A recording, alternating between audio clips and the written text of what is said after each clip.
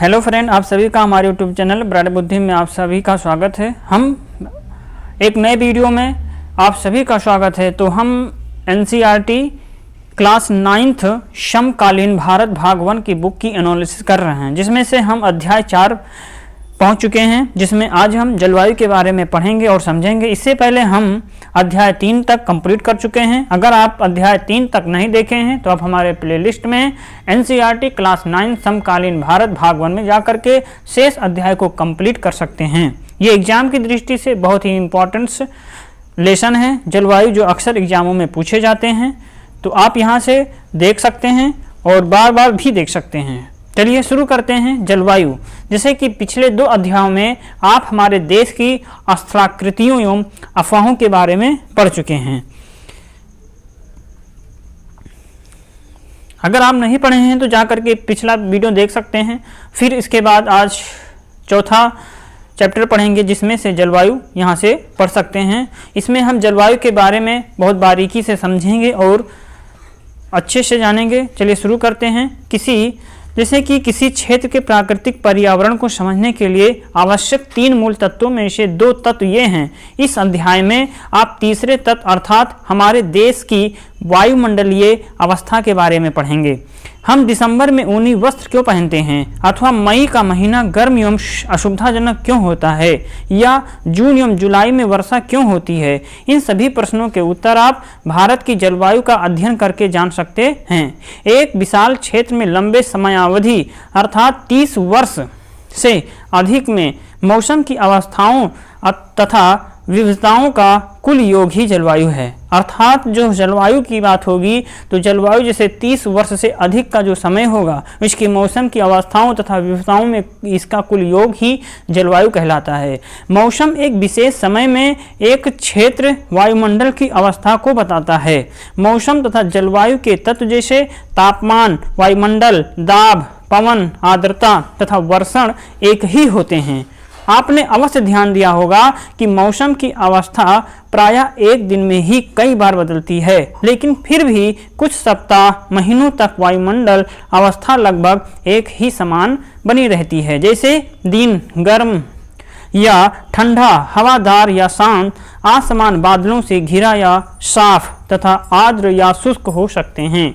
महीनों के औसत वायुमंडलीय अवस्था के आधार पर वर्ष को ग्रीष्म, शीत या वर्षा ऋतुओं में विभाजित किया गया है। अर्थात कहने का मतलब यह है कि जो मौसम होते हैं वो बदलते रहते हैं, लेकिन जो जलवायु होता है वो काफ़ी दिनों तक रहता है। अर्थात 30 वर्ष या इससे अधिक का जो समय होगा वो जलवायु के अंतर्गत आएगा। लेकिन जो मौसम होते हैं, मौसम जो होते हैं ये दिन में कई बार बदलते रहते हैं। एक ही दिन में कई बार आप देखे होंगे, कभी कुछ मतलब कि ठंडी, गर्मी और बरसात भी होने लगती है। तो ये जो होता है ये मौसम होते हैं। लेकिन जलवायु जो होता है ये काफ़ी दिनों तक रहते हैं या इससे ज़्यादा। जैसे अब विश्व को अनेक जलवायु प्रदेशों में भी बांटा गया है। क्या आप जानते हैं कि भारत की जलवायु कैसी है तथा ऐसा क्यों है? इस संबंध में हम अवश्य अध्याय में पढ़ेंगे। आप यहाँ से ध्यान से सुनेंगे और समझेंगे कि भारत की जलवायु कैसी है, क्योंकि एग्जाम में अक्सर पूछा जाता है कि भारत की जलवायु कैसी है। तो इसको आप अच्छे से पढ़ सकते हैं और अंडरलाइन करेंगे। जैसे कि आप क्या आप जानते हैं कि मानसून शब्द की जो उत्पत्ति है, मानसून शब्द की उत्पत्ति अरबी शब्द मौसम से हुई है, जिसका शाब्दिक अर्थ होता है मौसम। मानसून का अर्थ एक वर्ष के दौरान वायु की दिशा में ऋतु के अनुसार परिवर्तन है। मानसून का जो अर्थ होता है एक वर्ष के दौरान वायु की दिशा में ऋतु के अनुसार परिवर्तन ही मानसून कहलाता है। भारत की जलवायु को मानसूनी जलवायु कहा जाता है। तो समझ में आया कि भारत की जलवायु कैसी है। तो भारत की जलवायु जो होती है वो मानसूनी जलवायु है। ठीक है, तो आप इसे नोट भी कर लें और जान जाएं कि भारत की जलवायु कैसी है। एग्जाम में अक्सर यही लाइन उठा के पूछ ली जाती है। भारत की जलवायु को मानसूनी जलवायु कहा जाता है। भारत की जलवायु मानसूनी जलवायु कही जाती है। एशिया में इस प्रकार की जलवायु मुख्यतः दक्षिण तथा दक्षिण पूर्व में पाई जाती है। आप यहाँ से ध्यान रखना कि एशिया में ये मुख्यतः अर्थात मानसूनी जो जलवायु होती है ये दक्षिण एवं दक्षिण पूर्व में पाई जाती है। सामान्य प्रतिरूप में लगभग एक रूपता होते हुए भी देश की जलवायु अवस्था में स्पष्ट प्रादेशिक भिन्नताएं हैं। अर्थात जैसे कि सामान्य प्रतिरूप में लगभग एक रूपता होते भी, एक रूपता का मतलब है कि जैसे एक समान होते हुए भी देश की जो जलवायु अवस्थाएं होती हैं स्पष्ट प्रादेशिक भिन्नताएं हैं, अर्थात प्रत्येक प्रदेश में अलग अलग जलवायु है। आइए हम दो महत्वपूर्ण तत्व तापमान एवं वर्षण को लेकर के देखें कि एक स्थान से दूसरे स्थान पर तथा एक मौसम से दूसरे मौसम में इनमें किस प्रकार किस प्रकार की भिन्नता है। अर्थात कहने का मतलब ये है कि अब हम एक एक देखेंगे कि अलग अलग प्रदेशों में एक स्थान से दूसरे स्थान पर कैसे मौसम बदलते हैं और इनमें कैसी प्रकार की भिन्नताएं देखने को मिल रही हैं। जैसे कि गर्मियों में राजस्थान के मरुस्थल में कुछ स्थानों का तापमान लगभग 50 डिग्री सेल्सियस तक पहुंच जाता है, जबकि जम्मू कश्मीर के पहलगाम में तापमान लगभग 20 डिग्री सेल्सियस से रहता है। अर्थात देखे होंगे कि जैसे कि गर्मी की जब बात हुई तो राजस्थान में यही डिग्री मतलब कि 50 डिग्री सेल्सियस हो जाता है और वही लद्दाख में ये 20 डिग्री सेल्सियस पहुंच जाता है। सर्दी की रात में जम्मू कश्मीर में जो रद्रास का तापमान -45 डिग्री सेल्सियस होता है, जबकि तिरुवनंतपुरम में यही डिग्री 22 डिग्री सेल्सियस हो जाती है। तो क्या आप जानते हैं कि कुछ क्षेत्रों में रात एवं दिन के तापमान में बहुत अधिक अंतर होता है। जैसे थार की मरुस्थल में दिन का तापमान 50 डिग्री सेल्सियस तक हो सकता है, जबकि उसी रात ये नीचे गिर करके 15 डिग्री सेल्सियस तक पहुंच सकता है। दूसरी ओर केरल या अंडमान निकोबार में दिन तथा रात का तापमान लगभग समान रहता है। अब वर्षण की ओर ध्यान देते हैं। वर्षण के रूप तथा प्रकार में ही नहीं बल्कि इसकी मात्रा एवं ऋतु के अनुसार वितरण में भी भिन्नता होती है।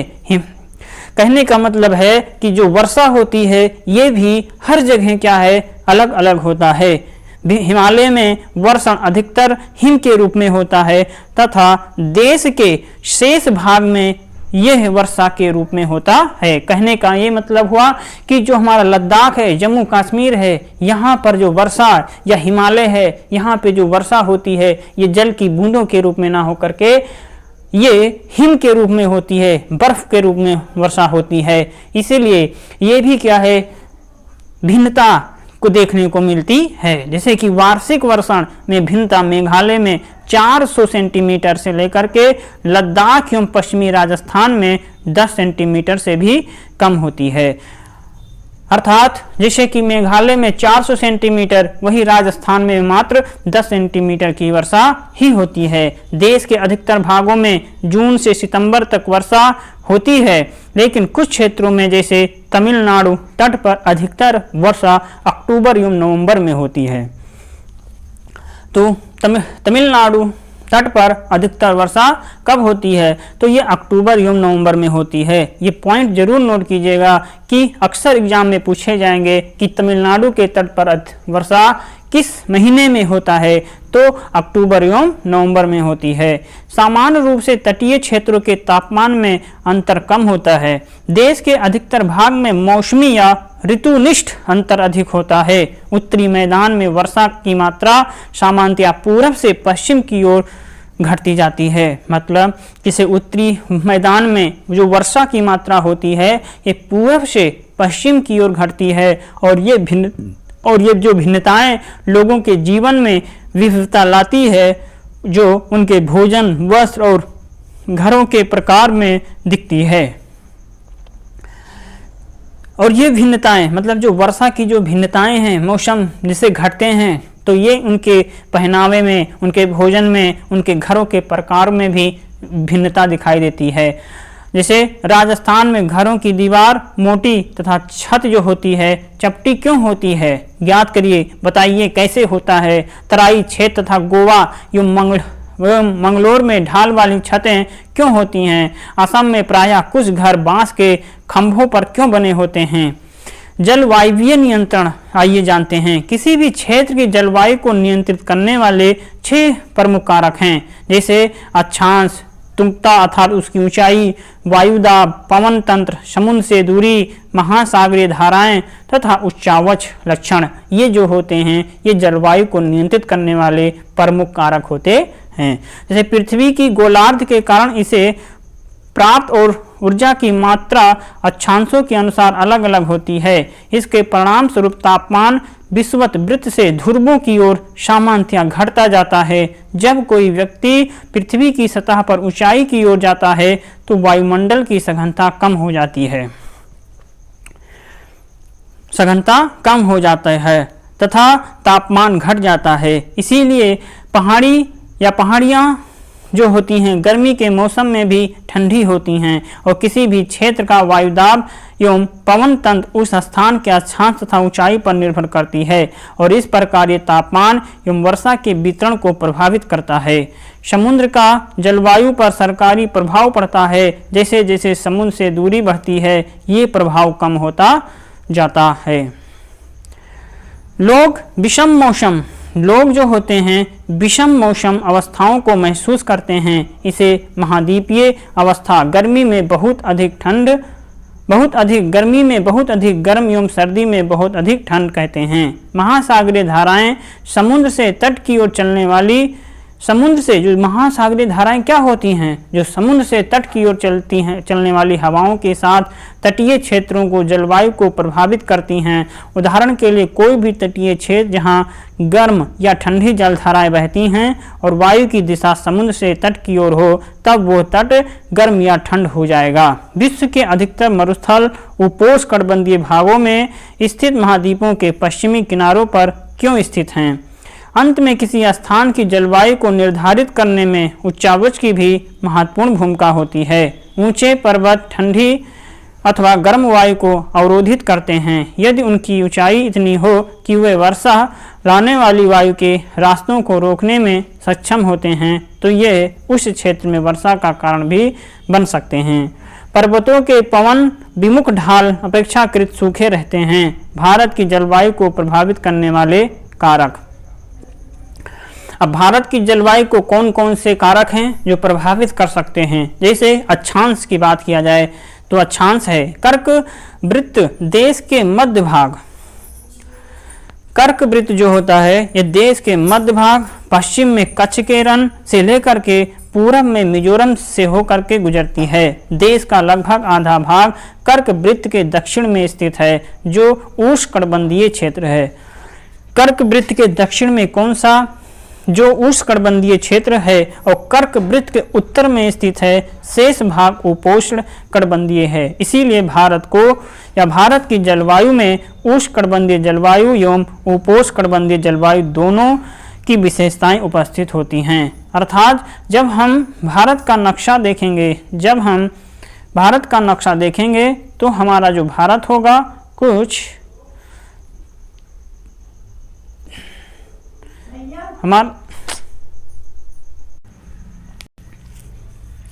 हम भारत की नक्शा की जब बात करते हैं तो कुछ ऐसे बनता है। कर्क रेखा भारत के बीचों बीच से जब गुजरता है तो सबसे नीचे वाला भाग जो उत्तरी भाग होता है, दक्षिणी भाग जो होता है ये है। यहाँ पर उष्णकटिबंधीय जलवायु पाई जाती है। कौन सी? उष्णकटिबंधीय जलवायु पाई जाती है और उत्तरी भाग को हम उपोष्णकटिबंधीय जलवायु कहते हैं। इसलिए भारत की जलवायु दोनों की विशेषताएं भारत की जलवायु में उपस्थित हैं। अर्थात जो उत्तर वाला भाग है उसे हम उपोष्णकटिबंधीय और नीचे वाले दक्षिणी भाग को हम उष्णकटिबंधीय जलवायु कहते हैं। ऊंचाई के आधार पे भारत की जलवायु को प्रभावित करते हैं ऊंचाइयां भी। भारत के उत्तर में जो हिमालय पर्वत है इसकी औसत ऊंचाई लगभग 6000 मीटर है। भारत का तटीय क्षेत्र भी विशाल है जहां अधिकतम ऊंचाई लगभग 30 मीटर है। हिमालय मध्य एशिया से आने वाली ठंडी हवाओं को भारतीय महाद्वीप में प्रवेश करने से रोकता है और इन्हीं पर्वतों के कारण इस क्षेत्र में मध्य एशिया की तुलना में ठंड कम पड़ती है। वायु दाब एवं पवन। भारत में जलवायु तथा संबंधित मौसमी अवस्थाएं निम्नलिखित वायुमंडलीय अवस्थाओं से संचालित होती हैं। वायु दाब एवं धरातलीय पवनें, ऊपरी वायु परिसंचरण तथा पश्चिमी चक्रवाती विक्षोभ एवं उष्णकटिबंधीय चक्रवात। भारत उत्तर पूर्वी व्यापारिक पवनों वाले क्षेत्र में स्थित हैं। ये पवनें उत्तरी गोलार्ध के उपोष्ण कटिबंधीय उच्च दाब पट्टियों से उत्पन्न होती हैं और ये दक्षिण की ओर बहती हैं। कोरियोलिस बल के कारण दाहिनी ओर विक्षेपित होकर के विषुवतीय निम्न दाब वाले क्षेत्रों की ओर बढ़ती हैं। सामान्यतः इन पवनों में नमी की मात्रा बहुत कम होती है क्योंकि ये स्थलीय भागों पर उत्पन्न होती हैं एवं बहती हैं। इसीलिए इन पवनों के द्वारा वर्षा कम या नहीं होती हैं। इस प्रकार भारत को शुष्क क्षेत्र होना चाहिए, लेकिन ऐसा नहीं है। आइए देखें क्यों। कोरियोलिस बल क्या होता है, जानते हैं कोरियोलिस बल के बारे में। कोरियोलिस बल पृथ्वी के घूर्णन के कारण उत्पन्न आभासी बल को हम कोरियोलिस बल कहते हैं और इस बल के कारण पवनें उत्तरी गोलार्ध में दाहिनी ओर तथा दक्षिणी गोलार्ध में बाईं ओर विक्षेपित हो जाती हैं। इसे फेरेल का नियम भी कहा जाता है। भारत की वायु दाब एवं पवन तंत्र अद्वितीय है। शीत ऋतु में हिमालय के उत्तर में उच्च दाब होता है और इस क्षेत्र की ठंडी शुष्क हवाएं दक्षिण में निम्न दाब वाले महासागरीय क्षेत्र के ऊपर बहती हैं। ग्रीष्म ऋतु में ये आंतरिक एशिया एवं उत्तर पूर्वी भारत के निम्न दाब का क्षेत्र उत्पन्न हो जाती हैं और इसके कारण जो गर्मी के दिनों में वायु की दिशा पूरी तरह से परिवर्तित हो जाती है। वायु में स्थित हिंद महासागर के उच्च दाब वाले क्षेत्र में दक्षिण पूर्वी दिशा में बहते हुए विषुवत वृत्त को पार कर दाहिनी ओर मुड़ते हुए भारतीय उपमहाद्वीप पर स्थित निम्न दाब की ओर बहने लगती हैं। इन्हें दक्षिण पश्चिम मानसून पवनों के नाम से जाना जाता है। ये पवनें कोस्ट महासागरों के ऊपर से बहती हैं और नमी ग्रहण करती हैं तथा भारत की मुख्य भूमि पर वर्षा करती हैं। ऋतुएं। मानसूनी जलवायु की विशेषता एक विशिष्ट मौसमी प्रतिरूप होता है। एक ऋतु से दूसरे ऋतु में मौसम की अवस्थाओं में बहुत अधिक परिवर्तन होता है। विशेषकर देश के आंतरिक भागों में ये परिवर्तन अधिक मात्रा में परिलक्षित होते हैं। तटीय क्षेत्रों के तापमान में बहुत अधिक भिन्नता नहीं होती, यद्यपि यहाँ वर्षा के प्रारूपों में भिन्नताएं होती हैं। आप अपने क्षेत्र में कितने प्रकार की ऋतुओं का अनुभव करते हैं? भारत में मुख्यतः चार ऋतुओं को पहचाना जा सकता है। जे हैं शीत ऋतु, वर्षा ऋतु, शीत ऋतु, ग्रीष्म ऋतु और कुछ क्षेत्रीय विविधताओं के साथ मानसून के आगमन तथा वापसी का काल। शीत ऋतु। उत्तरी भारत में शीत ऋतु मध्य नवंबर से आरंभ होकर के फरवरी तक चल रहती है। भारत के उत्तरी भाग में दिसंबर एवं जनवरी सबसे ठंड महीने होते हैं। तापमान दक्षिण से उत्तर की ओर बढ़ने पर घटता जाता है। पूर्वी तट पर चेन्नई का औसत तापमान 24 डिग्री सेल्सियस से 25 डिग्री सेल्सियस के बीच होता, जबकि उत्तरी मैदान में ये 10 डिग्री सेल्सियस से 15 डिग्री सेल्सियस के बीच होता है। दिन गर्म तथा रातें ठंडी होती हैं। रात में तुषारपात सामान्य है। हिमालय के ऊपरी ढालों पर हिमपात होता है। इस ऋतु में देश में उत्तर पूर्वी व्यापारिक पवनें प्रभावित होती हैं। ये स्थल से समुद्र की ओर बहती हैं तथा इसीलिए देश के अधिकतर भाग में शुष्क मौसम होता है। इन पवनों के कारण कुछ मात्रा में वर्षा तमिलनाडु के तट पर होती है, क्योंकि वहां ये पवनें समुद्र से स्थल की ओर बहती हैं।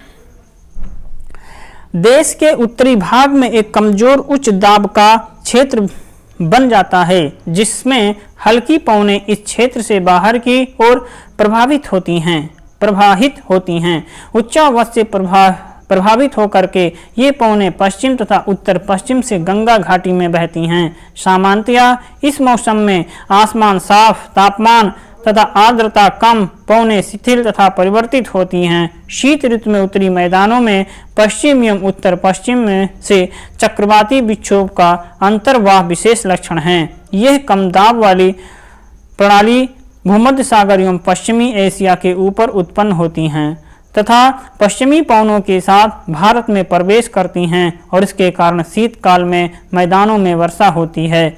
पर्वतों पर हिमपात जिसकी उस समय बहुत अधिक आवश्यकता होती है। यद्यपि शीत ऋतु में वर्षा, जिसे स्थानीय तौर पर महावट कहा जाता है, की कुल मात्रा कम होती है, लेकिन ये रबी फसलों के लिए बहुत ही महत्वपूर्ण होती। प्रायद्वीपीय भागों में शीत ऋतु स्पष्ट नहीं होती है। समुद्री पवनों के प्रभाव के कारण शीत ऋतु में भी यहाँ तापमान के प्रारूप में न के बराबर परिवर्तन होता है। ग्रीष्म ऋतु, सूर्य के उत्तर की ओर आभासी गति के कारण भूमंडलीय तथा पट्टी उत्तर की तरफ खिसक जाती है। मार्च से मई तक भारत में ग्रीष्म ऋतु होती है और ताप पट्टी के स्थानांतरण के प्रभाव का पता विभिन्न अक्षांशों पर मार्च से मई के दौरान रिकॉर्ड किए गए तापमान को देख करके लगाया जा सकता।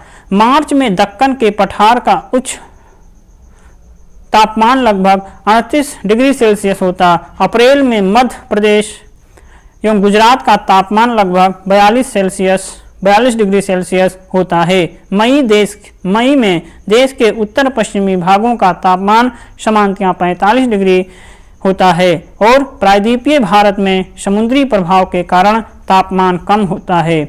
देश के उत्तरी भाग में ग्रीष्म काल में तापमान में वृद्धि होती है तथा वायु दाब में कमी आती है। मई के अंत में उत्तर पश्चिम में थार के रेगिस्तान से लेकर के पूर्व एवं दक्षिण पूर्व में पटना तथा छोटा नागपुर पठार तक एक कम दाब का लंबवत क्षेत्र उत्पन्न होता है। पवन का परिसंचरण इस गर्त के चारों ओर प्रारंभ होता है। लू ग्रीष्म काल का एक प्रभावी लक्षण है। ये धूल भरी गर्म एवं शुष्क पवनें होती हैं जो दिन के समय भारत के उत्तर एवं पश्चिमी क्षेत्रों में चलती हैं। कभी कभी ये देर शाम तक जारी रहती हैं। इस हवा का सीधा प्रभाव घातक भी हो सकता है। उत्तरी भारत में मई महीने के दौरान सामान्यतया धूल भरी आंधियां आती हैं। ये आंधियां अस्थायी रूप से आराम पहुंचाती हैं क्योंकि ये तापमान को कम कर देती हैं तथा अपने साथ ठंडे शमीर एवं हल्की वर्षा लाती हैं और इस मौसम में कभी कभी तीव्र हवाओं के साथ गरज वाली मूसलाधार वर्षा भी होती है। इसके साथ प्रायः हिमवृष्टि भी होती है। बैसाख के महीने में होने के कारण पश्चिमी बंगाल में इसे काल बैसाखी कहा जाता है। ग्रीष्म ऋतु के अंत में कर्नाटक एवं केरल में प्रायः पूर्व मानसूनी वर्षा होती है और इसके कारण आम जल्दी पक जाते हैं। प्रायः इसे आम्र वर्षा भी कहा जाता है। तो ग्रीष्म ऋतु के अंत में कर्नाटक एवं केरल में प्रायः मानसूनी वर्षा होती है। इसी के कारण आम जल्दी पक जाते हैं और आम्र वर्षा कहाँ पर होती है? आम्र वर्षा कर्नाटक एवं केरल में होता है। ये एग्जाम में अक्सर इससे क्वेश्चन भी बनते हैं कि आम्र वर्षा कहाँ पर होते हैं। तो आम्र वर्षा होगा, आम्र वर्षा कर्नाटक एवं केरल में। काल बैसाखी की बात आएगी जो पश्चिमी बंगाल में। वर्षा ऋतु या मानसून का आगमन। जून के प्रारंभ में उत्तरी मैदानों में निम्न दाब की अवस्था तीव्र हो जाती है। ये दक्षिणी गोलार्ध की व्यापारिक पवनों को आकर्षित करता है। ये दक्षिणी पूर्व व्यापारिक पवनें दक्षिणी समुद्रों के उपोष्णकटिबंधीय क्षेत्रों में उत्पन्न होती हैं। चूंकि ये पवनें गर्म महासागरों के उत्तर से होकर गुजरती हैं, इसलिए ये अपने साथ इस महाद्वीप में बहुत अधिक मात्रा में नमी लाती हैं। ये पवनें तीव्र होती हैं तथा 30 किलोमीटर प्रति घंटे की औसत वेग से चलती हैं। सुदूर उत्तर पूर्वी भाग को छोड़ करके ये मानसूनी पवनें देश के शेष भाग में लगभग 1 महीने में पहुंच जाती हैं। दक्षिणी पश्चिमी मानसून का भारत में अंतर्वाह यहाँ के मौसम को पूरी तरह परिवर्तित कर देता है। मौसम के प्रारंभ में पश्चिमी घाट के पवनमुखी भागों में भारी वर्षा होती है। दक्कन का पठार एवं मध्य प्रदेश के कुछ भाग में भी वर्षा होती है। यद्यपि क्षेत्र वृष्टि छाया क्षेत्र में आते हैं और इस मौसम की मानसून का आगमन, आप यहाँ से मानचित्र को देख सकते हैं और समझ सकते हैं। तो आगे पढ़ेंगे कि इस मौसम की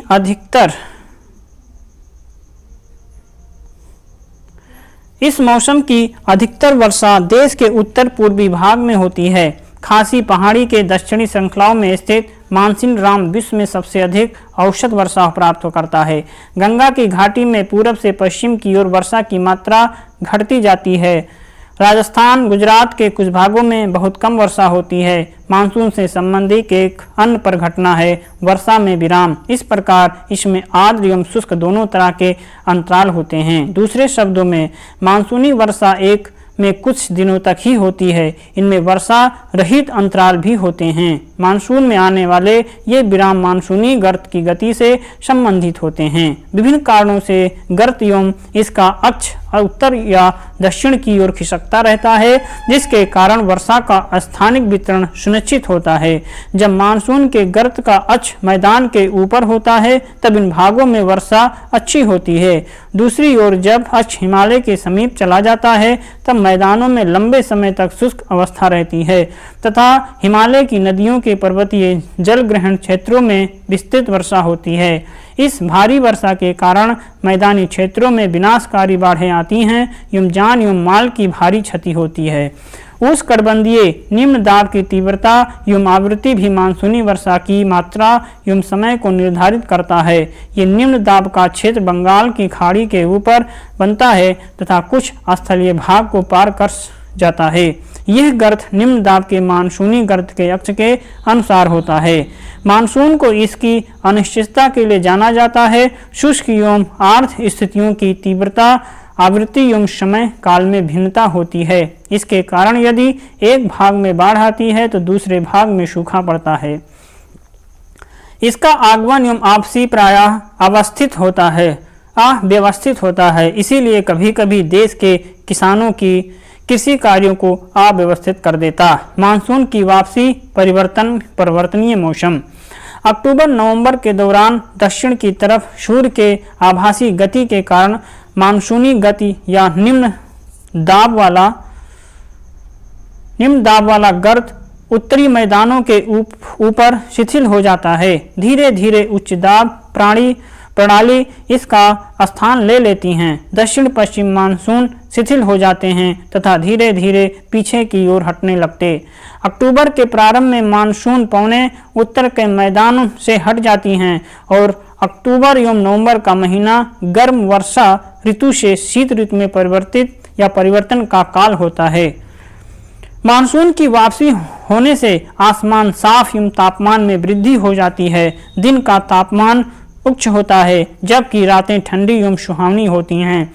स्थल अभी भी आर्द्र होता है और उच्च तापमान एवं आर्द्रता वाली अवस्था के कारण दिन का मौसम असह्य हो जाता। इसे सामान्यतया क्वैर की उमस के नाम से भी जाना जाता। अक्टूबर के उत्तरार्ध में विशेषकर उत्तरी भारत में तापमान तेजी से गिरने लगता। क्या आप जानते हैं मानसिन राम विश्व में सबसे अधिक वर्षा वाला क्षेत्र है तथा स्टेलेगमाइट एवं स्टेलेक्वाइट गुफाओं के लिए भी प्रसिद्ध है। नवंबर के प्रारंभ में उत्तर पश्चिमी भारत के ऊपर निम्न दाब वाली अवस्था बंगाल की खाड़ी पर स्थानांतरित हो जाती हैं। ये स्थानांतरण चक्रवाती निम्न दाब से संबंधित होता है जो कि अंडमान सागर के ऊपर उत्पन्न होता है। ये चक्रवात सामान्यतया भारत के पूर्वी तट को पार करते हैं जिनके कारण व्यापक एवं भारी वर्षा होती है। ये उष्णकटिबंधीय चक्रवात प्रायः विनाशकारी होते हैं।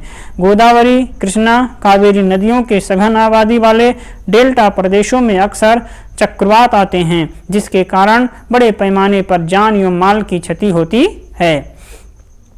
कभी कभी ये चक्रवात उड़ीसा, पश्चिमी बंगाल, बांग्लादेश के तटीय क्षेत्रों में भी पहुंच जाते हैं। कोरोमंडल तट पर अधिकतर वर्षा इन्हीं चक्रवातों तथा अवदाबों से होती है। वर्षा का वितरण पश्चिमी तट के भागों एवं उत्तरी पूर्वी भारत में लगभग 400 सेंटीमीटर वार्षिक वर्षा होती है, किंतु पश्चिमी राजस्थान की जब बात होगी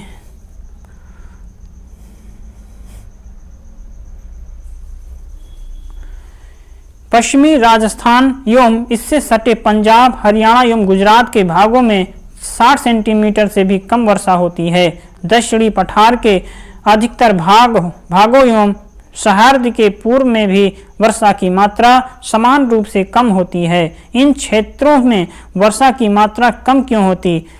जम्मू कश्मीर के लेह में भी वर्षण की मात्रा काफ़ी कम होती है। देश के शेष हिस्से में वर्षा की मात्रा मध्यम रहती है। हिमपात हिमालयी क्षेत्रों तक ही सीमित होता है। मानसून की प्रकृति के परिणाम स्वरूप एक वर्ष से दूसरे वर्ष होने वाले वार्षिक वर्षा की मात्रा में भिन्नता होती है।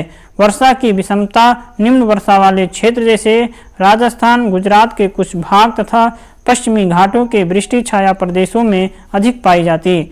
अतः अधिक वर्षा वाले क्षेत्रों में बाढ़ अधिक आती है, जबकि निम्न वर्षा वाले क्षेत्रों में सूखे की आशंका बनी रहती है। मानसून एकता का परिचायक आप पहले ही पढ़ चुके हैं कि हिमालय अत्यंत ठंडी पवनों से भारतीय उपमहाद्वीप की रक्षा करता है। इसके कारण अपेक्षाकृत उच्च अक्षांशों के बावजूद उत्तरी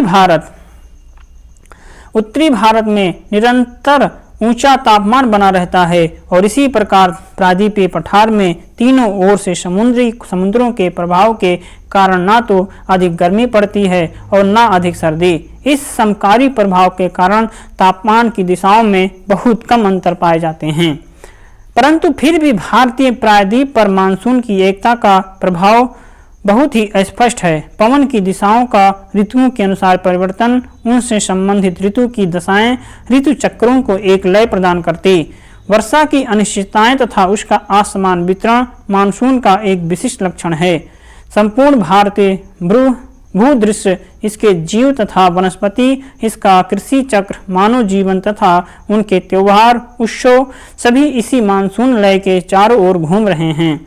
उत्तर से दक्षिण तथा पूरब से पश्चिम तक संपूर्ण भारतवासी प्रतिवर्ष मानसून के आगमन की प्रतीक्षा करते हैं। ये मानसूनी पवनें हमें जल प्रदान कर कृषि की प्रक्रिया में तेजी लाती हैं एवं संपूर्ण देश को एक सूत्र में बांधती हैं। नदी घाटियाँ जो इन जलों का संवहन करती हैं, उन्हें भी एक नदी घाटी इकाई के नाम दिया जाता है। इसी के साथ यह अध्याय भी समाप्त होता है। तो यहाँ पे कुछ प्रश्नों के उत्तर हैं, आप चाहें तो कमेंट बॉक्स में भी इस प्रश्नों के उत्तर दे सकते हैं। जैसे दिया गया है किस स्थान पर विश्व में सबसे अधिक वर्षा होती है, तो मानसिनराम में होता है। और यहाँ पर है कि दूसरा है कि ग्रीष्म ऋतु में उत्तरी मैदान में बहने वाली पवन को निम्नलिखित में से क्या कहा जाता है? ग्रीष्म ऋतु में उत्तरी मैदानों में काल बैसाखी, लू, व्यापारिक पवनें, इनमें से कोई नहीं। भारत में मानसून का आगमन निम्नलिखित में से कब होता है? मई के प्रारंभ में, जुलाई के प्रारंभ में, जून के प्रारंभ में या अगस्त के प्रारंभ में? इन सब प्रश्नों के उत्तर आप कमेंट बॉक्स में जरूर दें। वीडियो अच्छा लगा हो तो लाइक, कमेंट, शेयर जरूर कीजिए अपने हित मित्र दोस्तों के साथ। और अब हम मिलेंगे एक नए वीडियो में। जो पहली बार देख रहे हो चैनल को जरूर सब्सक्राइब करके बेल घंटी बजाएं। और